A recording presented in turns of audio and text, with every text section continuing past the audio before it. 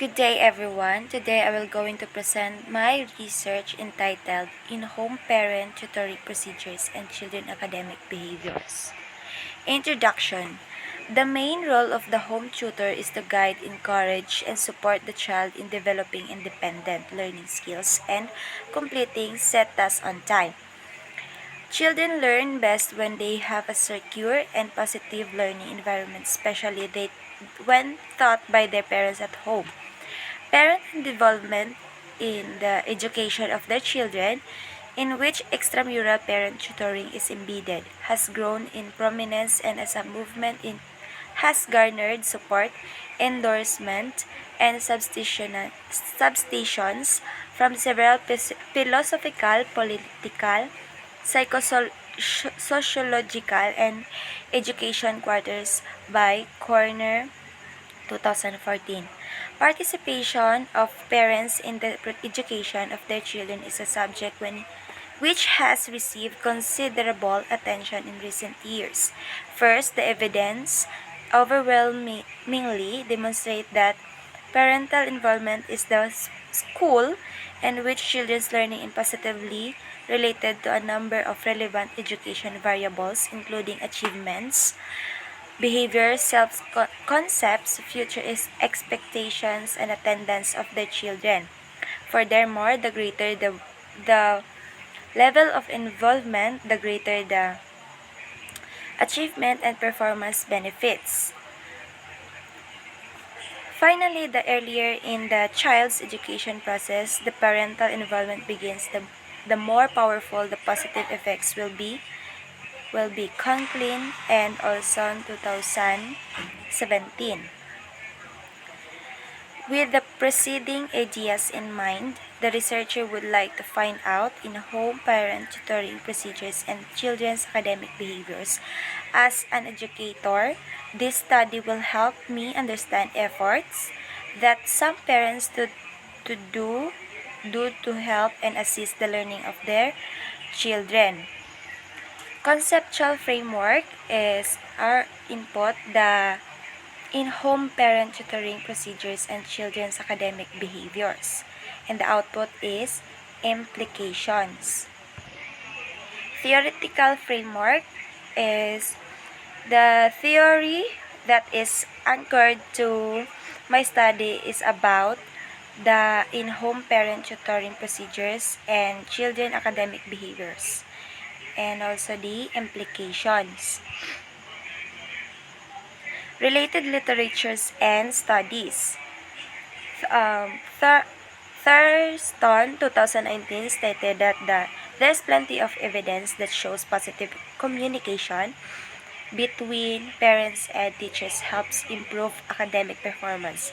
As your child's greatest teacher and role model, it's vital that you get involved in their schooling rather than sitting back and letting the teacher handle it all. Your child needs to see the importance that you as their parent put on their education to make sure this doesn't translate as an emphasis on always having to come first or being top on the class. Linda 2019 expounded that while teachers are experts in teaching, you're the expert on your child. You know what stimulates, bores, and interests them, what they're good at, and what they struggle with. You know your child's learning style, and you also know if there are any other issues going on that might be affecting their learning at school. So ongoing communication with your child's teachers and is essential to make sure they are tailor their approach to child while in class. SOAR 2019 started that they had a stronger commitment to lifelong education that students whose parents were not involved.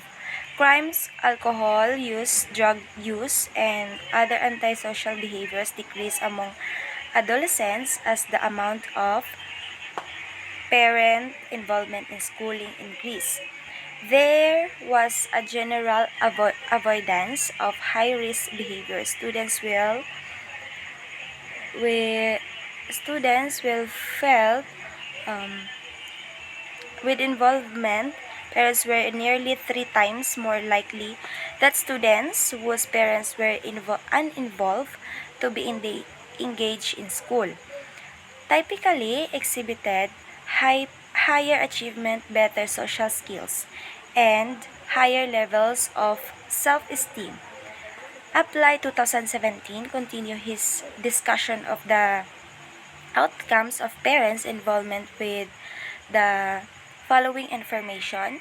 Students whose parents were uninvolved were twice as likely as those with involved parents to be in bottom half of their class or repeat a grade.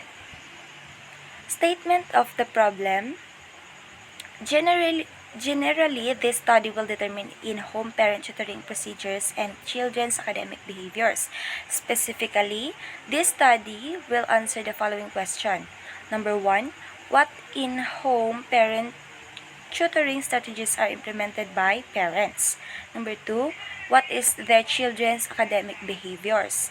And number 3, what implication can be proposed from the result of study? Significance of the study. The useful and relevant information obtained from the study will be helpful to the following: parents, teachers, learners, and researchers. Scope and delimitation. The research will be conducted to determine the in-home parent tutoring procedures and children's academic behaviors. This study will be only limited to 30 parents of grade 4 students of Central Elementary School at Santo Niño South, Cotabato. This study will start December 2001. Onwards, for the selected respondents, the researcher will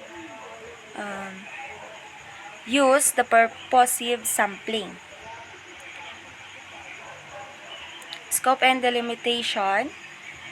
To have any easy and better understanding for the readers, the researcher will define the following items conceptually and operationally: home parent tutoring and academic behaviors. Methodology. A descriptive survey research design will be used in this study. This study will be a methodology research local. This study will be conducted at Central Elementary School, Santo Niño South, Cotabato. Central Elementary School is a public school in Santo Niño South, Cotabato. The school offers from kindergarten students and elementary students. The researcher chose this location because of the accessibility to the study and to the respondents. Methodology, respondents, and sampling technique. The researchers set the criteria in choosing the respondents. The respondents should have a currently enrolled students in the school year 2001 and 2002. The researcher will use stratified random sample to get the sample population.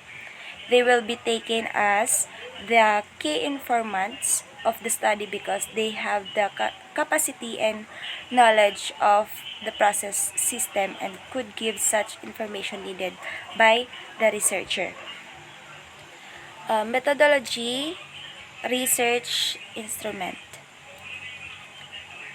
The research will use an adaptive and modified questionnaire from DRAM 2017 and VEN 2013.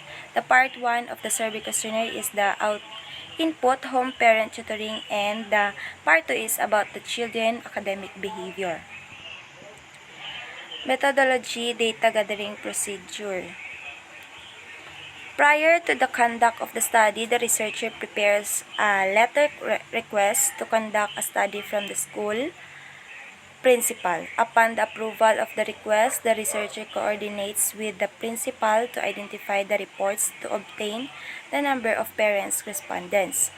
As scheduled for the administration, the administrator of the instrument will be made in school. The researcher make a week-long schedule for convenience in the administrator of the instrument.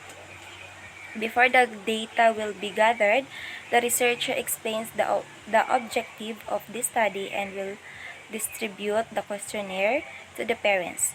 They are all given time to answer the following question. The data will be gathered, classified, tabulated, and analyzed according to the researcher design. Methodology statistical tool. The data will be gathered and will be treated using statistical tools to determine the in-home parent tutoring are implemented by teachers. Frequency and weighted mean will be used in the study. To determine the children's academic behaviors, frequency and weighted mean be used in the study. That will be all. Thank you.